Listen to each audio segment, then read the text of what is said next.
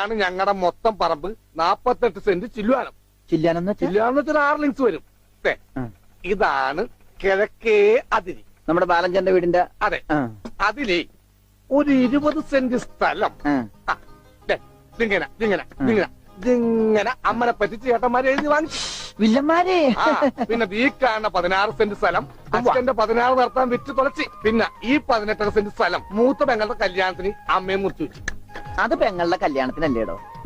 അവിടെ എഴുതേ അത് കേസിൽ കിടന്ന പറമ്പാണ്. പെങ്ങന്മാർ ഇനിയുണ്ടോ? തന്റെ പെങ്ങന്മാരെന്താണ് പറമ്പ് നിറഞ്ഞു നിൽക്കുകയാണ്?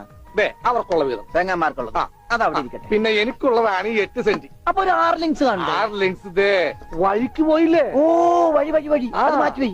ബാക്കി 8 സെന്റിൽ തനിക്കൊരു വീട് വെച്ചൂടെ? എങ്ങനെ വീട് വെക്കാൻ? അതെന്താ?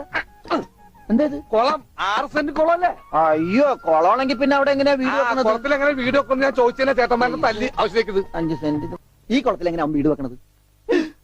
ദൈവമേ, പോലീസുകാരന്റെ തുണിയിലാണോ വീതം വെച്ച് കളിച്ചത്? ഓമനക്കുട്ട